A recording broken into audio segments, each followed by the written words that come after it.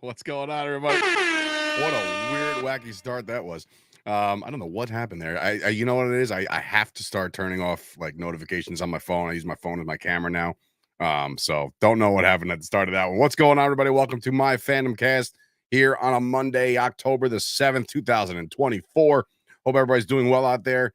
I, for one, struggle bus right now. One, staying up till 1 o'clock in the morning on the East Coast watching the Cowboy game, but two, dealing with some kind of upper nasal something or other. I don't know. It's the change of the weather. It sucks. I do love this weather. Don't get me wrong. I love this weather. The fall weather is where I flourish. I love it. But the body is never ready for it.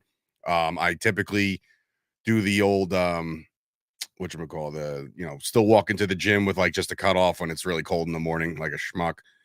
So that's my fault. No gym today though. Right here on my Phantom Cast early and often. It's 10 in the morning. I know I'm going head to head with talking Cowboys and stuff like that, so it's going to be hard to get a Cowboy audience here. But this isn't a Cowboys show. I know I'm a Cowboys fan. Everybody knows I'm a Cowboys fan. But what I will tell you is that last night was a gritty one, a long one, rain delay or lightning delay or whatever the hell. Back in my day, they used to play in 4 feet of snow. But no, I mean, I understand lightning can literally kill you, so nobody wants to deal with any of that stuff. But it was a hell of a win for the Cowboys. We'll get more into that. If you're a Cowboys fan, you could definitely check out the Jersey Boys podcast. We record on Tuesday nights later now because it just works out for our schedule that way. So that usually drops Wednesday morning for a game recap and then a game prediction. So big week coming up for them as Detroit's coming off a bye. So, we'll see. But as far as this show is concerned, I know I took last week off. It was so funny. I was getting dressed ready for today, and I'm trying to figure out like why did I take off last Monday, and I can't seem to figure it out. It's ridiculous. Like it was the what the September 1st. I don't even know. It was like I don't even know. I don't know why.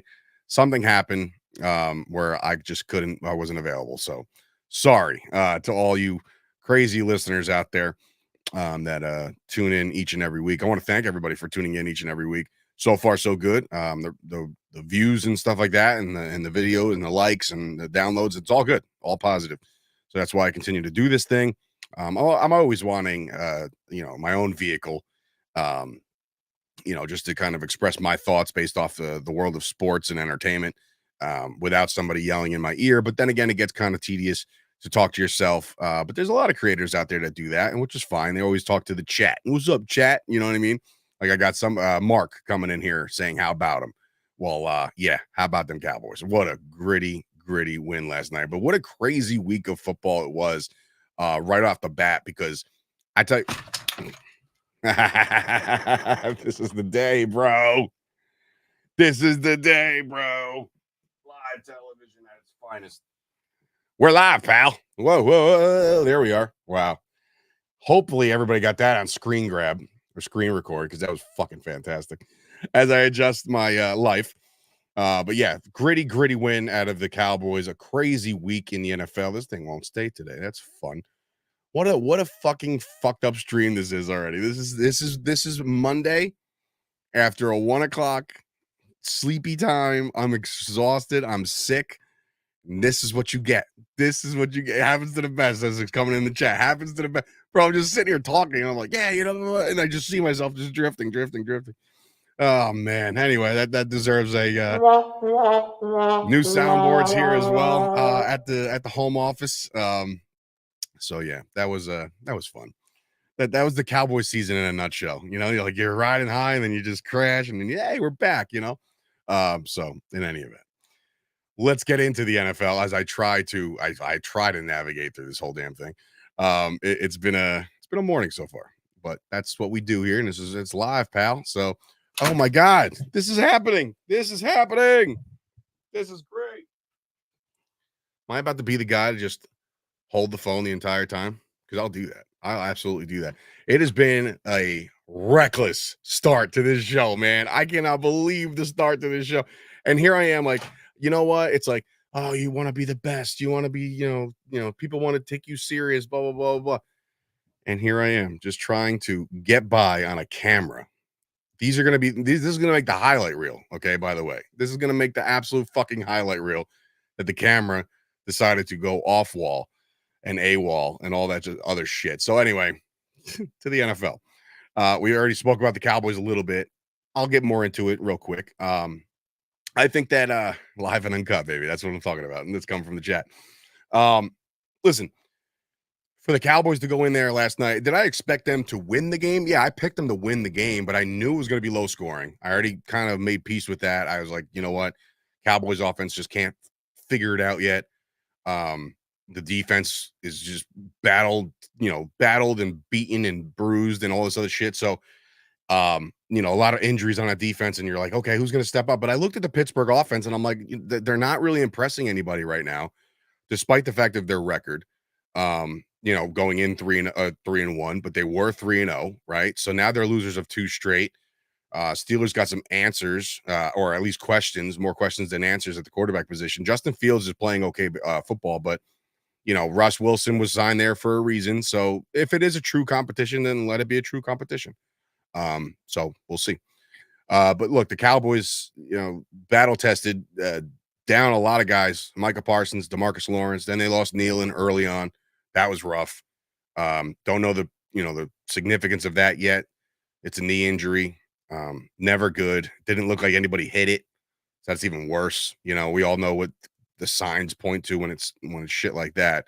So we'll have to kind of wait and see. MRI probably done today. But man, you got to give it up to the backups. The guys that are trying to grit and find their way onto the field. Wheat played great. Golston, those guys are playing good ball, and they played enough ball. Now, look, when you got a team like Detroit with a really good offensive line, Goff might have some time to throw. So that's up to Zimmer to kind of dial it up and figure it out what he wants to do with the defense, because those 2 home losses are still kind of sting. I know they're 3-2 now. They're 3-0 on the road, which is kind of hard to believe considering how the passes happened with the Cowboys being such dominant home team. But look, we'll see how they do it. But credit to Dak Prescott. I will say this: in a game where he turned the ball over twice, badly too, not like, oh, that was a tip ball, or oh, that was just ill-advised. The interception in the end zone was horrific. I think that the mouth reading on CeeDee Lamb was that he said jump ball, like that should be a jump ball, not a stop route. And he's right. If you go one-on-one with CeeDee Lamb, he'll probably get up and moss you. But be that as it may, that one hurts. It was a red zone opportunity, and then you're looking at the red zone opportunity with the fumble, and man, it's like, how do you recover from that? Then you get a field goal blocked. This is very reminiscent. If you're an old school Cowboys fan, this is very, very reminiscent of that Buffalo game where they turned the ball over 5 times and won the game. Romo was the quarterback of there. Wade Phillips, I believe, is the coach. It was reminiscent of that. Just ugly, sloppy, just mistakes left and right, but somehow, some way you grit one out. And I think the Cowboys were able to do that last night. Shout out to Jalen Tolbert. I remember I was fortunate enough to interview Jalen Tolbert on draft night when he was drafted, in which he told me he was a Cowboys fan. So that was happy. I was happy about that. And or no, he's a Yankees fan. Sorry. I say Yankees? I don't even know. But yeah, so Jalen Tolbert, we had Jesse Holly on the podcast, on the Jersey Boys podcast, and he says it's now or never for Jalen Tolbert. You have to figure it out. Do you have a 2 or do you not have a 2? If you don't have a 2, then forget it. Then just move on and figure something else out, or whatever the case may be. But Jalen Tolbert proved last night that, I think it was more, to me, I always know he's talented, right? But now it's like the confidence that's built in a kid like this. That's probably his first post-game press conference or a post-game interview with like the hosts of the show. You know what I mean? Like it's a big step for a kid like that. And I think that the confidence is built. Dak trusts him in his routes. He basically ran the same route that Brandon Cooks ran, I believe, a couple times. And I believe Overshawn called it the Cooks special, because that is a Brandon Cooks route. And he ran it to mint, and to hold on to that ball in the end zone. It's a big deal, man. It's a big, big deal for the Cowboys to get this win, and the way they did it. Just checking out the chat here. This is a game where we don't. Yeah, you're right. Typically 9 times out of 10, the Cowboys lose that game. You know what I mean? And they find a way to lose it. Even, listen, just based off the game that they were having, just based off the game Dak was having. When they get the ball back, like, are you confident in Dak? Yeah, I am, but like, not after the game he's been having, So I'm looking around, I'm like, I don't know about this. You know what I mean? Like, but again, they had their way with a really good defense. Let's be honest. The Pittsburgh Steelers were 3-1 because of their defense, not because they're lighting up the scoreboards.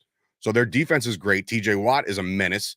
Cam Hayward is all of a sudden 35 years old playing like he's 20 again, right? So like they have themselves a good defense. Mika Fitzpatrick in the back end, good corners. So, what is it? Joey Porter Jr. coming up big in a play. So it's like, a lot of turnovers for the Cowboys, but for them to weather this storm and get that done speaks to the character and the resilience of the team. And I'm not saying, again, I'm not going to, do we all puff the chest? It's Super Bowl time. You know what I mean? Like, no, we're not doing that. We're not those people. At least I hope you people out there are not those people, because they're just, you're delusional. You know what I mean? Don't be that person. Another chat coming in from YouTube. This feels like a team that's going to grow throughout the season. First half, they need to keep it close.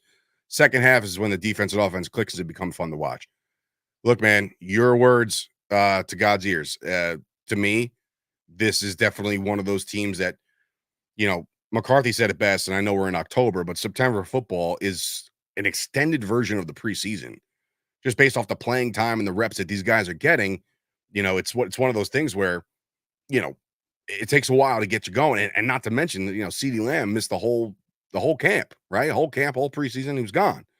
So, and that's another testament to, Jalen Tolbert, getting getting the extra reps, getting his extra time with Dak. I'm sure he was in the Dak yard, you know what I mean? Doing the backyard stuff too.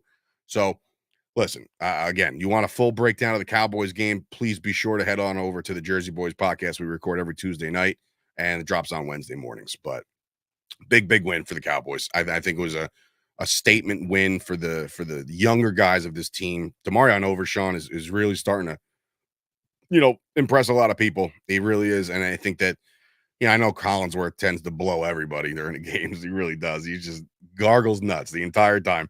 And he just, here's a guy, you know what I mean? Like, and it's just, no matter who makes a play, he's the best player to ever exist. But Overshawn caught the attention of a lot of people, and he has been for the last couple of weeks. It was very, very telling when he wasn't in the game against, I believe it was Baltimore, or if it wasn't Baltimore, it was the week before that when we got blown out by the Saints. Just trying to get him involved in base packages and stuff. Just do it. Just get him on the field. Get your best players on the field. That's exactly what I've been saying forever, right? So big win out of the Cowboys. Staying in the NFC East, the New York Giants go on the road and get a big win against Seattle. Seattle definitely, listen, Seattle's one of those teams that are going to probably be in the mix at the end when it comes to a wild card or even specifically a division title. I mean, look what happened to the Niners yesterday. Hey, listen, I keep it 100 on this show there.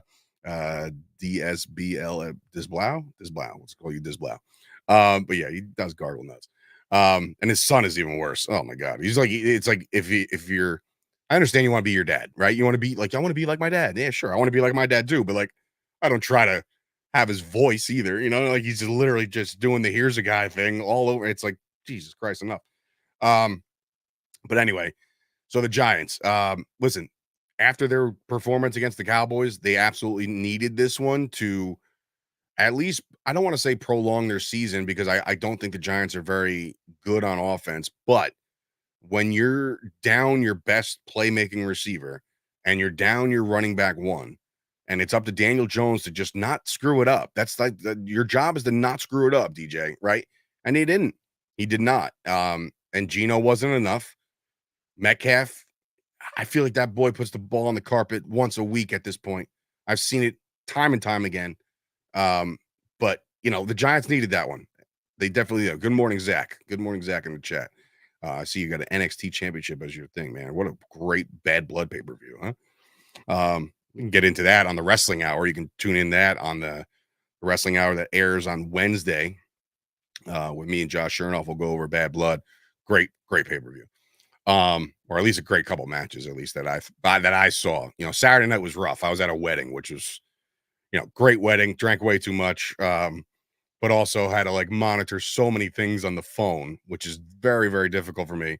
My father's a Mets fan. I'm a Yankees fan. Both teams playing, and then Bad Blood pay per view, and then I was watching the Rutgers game on the phone. It was just it was a mess trying to navigate through that situation. But anyway, where was I? The Giants. So, and then their defense steps up and special teams in a big, big way, blocks a field goal at the end of the game, takes it to the house. Listen, the Giants 2-3 record is not really an indication of what that team is. And that's, I think they've gotten better every week since week one. The Minnesota game was brutal, right? Everybody knew it was brutal. My buddy sold me his season ticket for the Cowboy game right away, said he was done with this team. But the 2-3 Giants, I want to say, are just as good as some 3-2 teams out there, because they're getting it done when it matters. And again, last week the running woes against a what I thought was a bad run defense with the Cowboys, but the Cowboys have stepped up a couple weeks in a row now. But they can get it done with their defense, I think. And that's not to say that Daniel Jones can't get a couple things done, but with Malik Neighbors out and Singletary out, you figured, okay, then forget it, just forget this whole thing, because that's what I thought. And anybody who grabs the Seattle defense on in fantasy, I mean, you did well with the block field goal, because right off the bat, you not block field goal, the what did he fumble in the end zone? Yeah, and he took it back for 101 yards or some shit, and then I'm like, well, damn, this is going to get off the rails quick. But look, shout out to the Giants, show their resilience. They didn't go anywhere. They didn't go anywhere. So Giants get a win. The Cowboys get a win. Jaden Daniels. Okay. Now, listen, there is no mistake about it. No mistake about it that Jaden Daniels is playing good football. Okay. Very good football. In fact, he's, leaps and bounds rookie of the year right now without even blinking. Right. But, and I say that all but, and I'm not a hater. And listen, do I like the Commanders? No, I don't like the Commanders. I hate the Commanders. But like, when good play, I just praise the Giants. So, hear me out. I just feel like Jaden Daniels hasn't played a stiff defense yet. And I think that he will still do wonders. I think he still will make some big, big plays, but he hasn't had to handle any kind of adversity yet, real adversity. Can he lead his team back being down in the fourth quarter? Can he go out there and scramble on a, 3rd and 13? We've seen him scramble around because that's his MO, right? He's a scrambling quarterback. That's the name of the game. But I think that he can get certain things done in certain spots, but I also want to see more. We're 5 weeks into this kid's career. Like Bill Parcells said it best when Romo started winning games. Like, don't anoint him yet. Then they put the anointing oil away for now. All right, again, he might be the real deal. The Redskin fan base hopes he's the real deal, but you just can't get too high too quick. When the Cowboys beat up on the Browns week 1 and the defense looked like unbeatable, I was like, that's cool, but let's wait. That was the Browns. Let's figure it out. Here come the Saints, right? And then what happens, right? And then here come the Ravens. Ooh, so just hang tight. I'm sure they'll be good. I'm sure they'll be in the mix at the end, right? Which makes things, you call it fun, I call it stress, in the NFC East, but it makes it a 3-team race. And if the Giants want to keep playing scrappy football, never know, right? I mean, what, 3-1 and leads the division right now? No, 4-1, right? And it's the Redskins are 4-1. Yeah, I believe so. They're definitely not 3-2. I think they only got one loss. In any event, just off the top of my head, sorry. But it's early. It's October 7th, right? We're not at Halloween yet. So let's just everybody pump the brakes. It's all good, right? Speaking of teams that are up against it, the Bengals. Oof, man. They found every way to lose that game rather than win it. Joe Burrow and Jamar Chase have something in the NFL where I think that it's just they're going to be something special for a long time if they get a deal done. So it's like I was talking to my buddy the other day. It's like when the Chargers had this, right? The Keenan Allen, Mike Williams. And you're like, oof, but they're both making $20 million a year. I was like, this isn't going to last. You can't do that. So the Bengals are going to have to make a hard decision. It's either going to be T. Higgins or it's going to be Jamar Chase. My gut tells me it's Jamar Chase, right? So where does T. Higgins wind up? I don't know, Dallas. So, yeah, I mean, for them to be 1-4 right now, and Joe Burrow's post game was not good. Post game press conference, he just said this team ain't it. It ain't it, and it's not.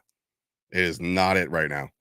And for some team like that to start that way in a very competitive conference, it's going to be tough sledding. Can they go on a run? Yeah, I'm saying they're 5 games in, right? So like 1-4, does that automatically make you're not going to make the playoffs?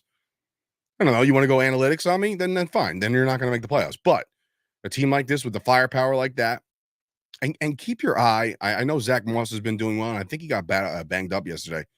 Keep your eye on Chase Brown this year. I got a feeling about this kid. He's running the ball hard. He's getting the opportunities. He didn't get much opportunities last year with Joe Mixon still there. Now he's out of town. So the Bengals offense has some firepower. Even guys like freaking Mike Gesicki is rejuvenated his career with the Bengals. So the Bengals are the best 1-4 team in the league right now. So you just kind of wait and see how it all plays out. But man, it's gonna be quite difficult for those guys to bounce back off of that. So, but credit to the Ravens again. They did their thing. When they signed Derrick Henry, and obviously the Cowboys couldn't, because God forbid we land a high price free agent. I'm just pulling up the scores real quick just so I have them in front of me. But when you sign a guy like that to a run heavy team already, now you're asking for trouble, right? You're asking for absolute trouble. But the Ravens are just, I don't know, man. They're going to be hard to beat down the line. I'm telling you right now, like the Cowboys dealt with it, and everybody else is going to deal with it. Lamar Jackson is a friggin' cheat code, man. He's like playing Mike Vick in Madden, where you just got to scramble around a little bit and make something happen. But he played incredible. And sometimes you need a game like that to get your confidence up and high and right. Because sometimes Lamar and this new age quarterback, I say new age as if he hasn't been in the league for like 7 years, but like when you have your confidence gets kicked in the nuts a little bit, then you got to be careful, because he does get a little boohoo, right? And you got to keep your level head, and he kept a level head the entire time yesterday. Even with all the turnovers, the things that could have easily lost you the game. McPherson kicked the ball into the fucking left field. Like it just didn't work out for the Bengals. So early football, man, my Jets AFC championship pick is not looking very good right now, because Aaron Rodgers is also looking like he's actually 40, which sucks, because it's like every time he dropped back to pass, I feel like there's no time at all for this guy to throw. That offensive line is just, they stink. You know what I mean? And they added Tyron Smith. And sometimes I always said it when he was a Cowboy, like big tree fall hard, man. You get around him, he's a tree. He's not going to come get you. You know what I mean? So I think the offensive line is a big piece of this. What the Jets are able to swing maybe to land a whatchamacallit, Devontae Adams. If you get Devontae Adams on that team, it changes things, because not only are you adding a premier one to your one already, but Garrett Wilson, who's been kind of quiet in 5 weeks of football, excuse me. I think that he has a chance to be better, Garrett Wilson, with a Devontae Adams on the team. I do. I think that, and I think that anytime you add some piece like that would take some attention off you, you're going to play better. You're absolutely going to play better. And the Jets are just off to a really rough start. I mean, they had the big win against the Patriots, but the Patriots are, they're not that good of a football team either. And of course, they're going through their woes, right? First year head coach, new quarterback. I get all that, or at least it's Jacoby Brissett right now. But it's going to be tough, and I think for them, for the Jets to get back in this thing, in come a Buffalo team. I think it's Monday Night Football, because fuck forbid that with the Jets aren't in prime time anymore. But the Jets get another primetime game. I believe it's a Monday Night Football game, if I'm not mistaken. And yeah, I'm pretty sure that's accurate. If not, Sunday night. One of those two. But the Jets that becomes a very, very big game for the Jets to win this game. I mean, they have to. They have to. They got to pull something out of the hat. They got Aaron Rodgers needs to be vintage Aaron Rodgers. I understand he's dealing with some ankles and knees and all this. He's 40. He's gonna deal with that shit, right? I mean, it's not rocket science to figure out that this guy's gonna age and he's gonna hurt and he's gonna be achy, right? He's an old man playing a kid's game. So, like, do I still think that he can still lace it? Yes, I said that over and over and over again. But I will say that, it's going to be a tougher challenge for a guy like Aaron Rodgers with a dog shit offensive line. I just don't buy in the offensive line. I'm not very fond of them right now because they got a 1-2 punch in the running game and they're not running the football. You know what I mean? It's like, come on, guys. Like, you got to establish some sort of dominance up front, and you're not doing it in pass protection. You got to do it in run support. So, you know, fucking Jets are gonna jet. I don't know what to tell you. The Bears get another big gritty win over a shitty Panthers team, so that's cool. But Caleb Williams looking better and better every week. He's looking as advertised, which is good for Bears fans. I only have a few in my life that I would know about. But yeah, I mean, listen, it's a good one. It's a good one for them. It's early in the season for them to be 3-2 at this point right now is pretty damn good. We talked about the Bengals already. The Texans getting a big, big win over the Bills. Now, I don't understand Sean McDermott's play calling at all at the end of that game. I understand you're trying to make up some plays or make up some ground, but to just launch it into space 3 times and not take anything off the clock is just piss poor clock management. And McDermott has, he's a defensive guy. Let's call it how it is. He's a defensive guy, and he's a great defensive coordinator. But for him to do that and call those plays, I don't know. That was just weird. But the Texans, listen, man, 4-1, man. CJ Stroud is as advertised. That ball to Nico, like, you can't put a ball better. You can't, like, in stride, not move, like, just boom, just dropped it in the bucket, just like you drew it up at practice. The Jaguars get off the schneid. That's good for them. Good for my boy Scoop. 37-34 over the Colts. Colts find themselves in a situation now where 2-3. Joe Flacco ain't it. Obviously, Anthony Richardson's been banged up. So they got to figure the quarterback position out pretty quick. You can't drop to a Jaguars team. Jaguars are obviously desperate for a win, and they got it. Trevor Lawrence on his birthday, nonetheless, does work. The Dolphins improved to 2-3, taking out the Patriots. Again, just gross game. It's hard to watch. Hard to watch. What is it, Snoop Huntley or some shit like that? Like, he's no better. I mean, I know somehow he's a Pro Bowler, but the Pro Bowl is, by the way, a popularity contest. It's not a fucking, you don't deserve Pro Bowls. All pros is where it's at. The Commanders, we talked about Jaden Daniels. They get beat up on. The Browns might be the worst team in football right now, honestly, which isn't saying much for the Cowboys or the Giants or the Commanders, who all 3 of them have beat them up. And, oh, by the way, here come the Eagles next week. So the Eagles are going to get their, probably get a win over the Browns next week as well. Deshaun Watson ain't it.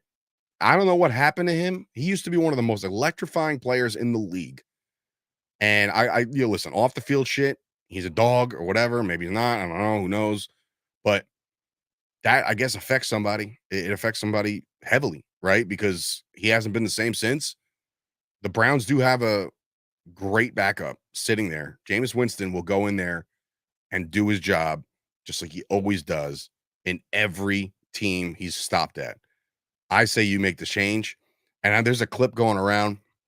I don't know if anybody's seen this, but it was when I think Kevin Stefanski wanted to go for it on 4th down, and Deshaun Watson started walking off the field, and they had to burn a timeout, basically quit on his team. So something's got to give in Cleveland, and Stefanski could be on the outs if you look at it on the surface, you're paying that man, Deshaun Watson, that is, a shit ton of money for him to not deliver right now and quit like that. And Stefanski that's a loss of a locker room. He needs to make a move, but can you make a move and put a guy that has that price tag on the bench? It doesn't happen often. So the Browns could be in for a very long season if Deshaun Watson is the starting quarterback going forward. The Broncos defense steps up big. Surtain with a pick 6. The Raiders are in a little bit of disarray right now. We knew the Raiders weren't going to be that good to start, but I believe they made, they benched Minshew and AOC came in there, tried to do his thing, just wasn't working. Denver's a hard place to play. And little by little, all of a sudden, Bo Nix is starting to turn out to be decent at quarterback. So 34-18, they get a convincing win, and the Broncos somehow are 3-2. So that's big. One of the bigger upsets of the game, of the day, the Cardinals, man. I was, I was, kind of weak on the Cardinals even when they were playing well. But man, oh man, when you're down that much heading into the fourth quarter and you grit out a win, and the 49ers now fall to 2-3, the 49ers are starting to show their colors when it comes to Brock Purdy. Now, look, I know a lot of people love Brock Purdy, and what's not to love, right? The story is great, Mr. Irrelevant, blah, blah, blah, gets them to this game, gets them in that game, goes to the Super Bowl. I understand. But take away some of those weapons, man. Debo and Ayuk were back. Kittle was back, but maybe it's a bigger thing when you don't have, Jordan Mason's been absolutely fine, right? But McCaffrey does so many more things out of the backfield. And again, I'll double down on this. I don't know if we see McCaffrey this year. I don't know. Tendonitis in both legs. He's a running back. Like what are we doing here? Like that's what you do. You run the ball. So it's like it's not one of those things where it's like, my shoulder's kind of banged up, but I'll just wear a harness. I'll be okay. No, man. Like you got to get right. And I don't know if he gets right. I really don't. The Packers, they needed that one bad. Guess who picked up Kraft in fantasy right before the game? I just took a shot. I said the target share was going up for Kraft, specifically with now Romeo Dobbs being a diva and skipping practice, doesn't like his role, blah, blah, blah. Maybe he's a trade candidate at the deadline. We'll see, Cowboys. But, listen, Packers needed that one. Jordan Love needed that one bad, and they got that one on the road. That's another hard place to play, I think. The Rams are a very, very well-coached team. They just can't get it right now. They also are very banged up. No Puka, no Cooper Kupp. Stafford's on his back more than he's upright. The running game is okay. Kyron Williams is okay, but their season might get away from them as well while they're weathering the storm of these injuries. I don't know if it's going to be a thing.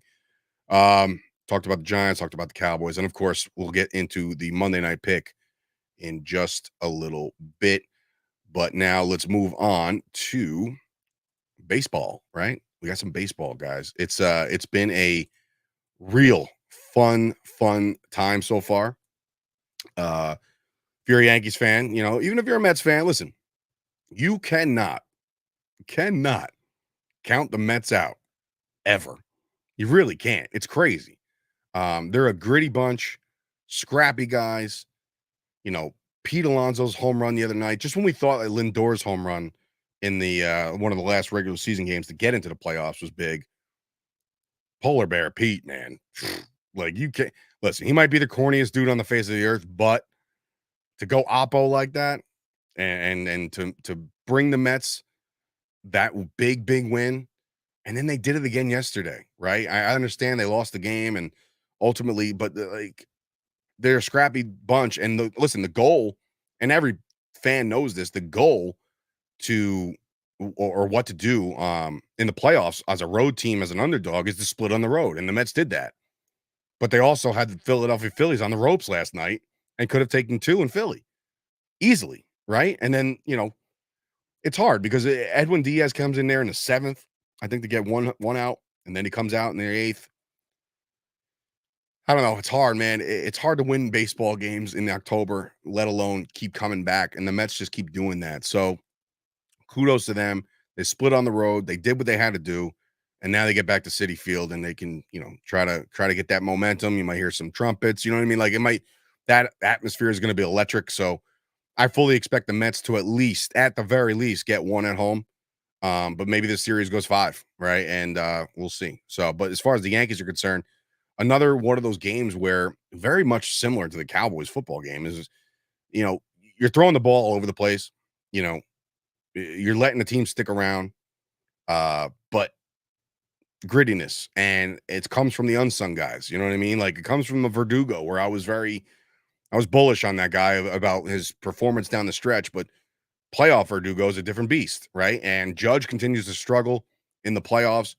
Can you imagine if he gets going? Because Soto picked up where he left off when it comes to playoff baseball. He crushing the ball again.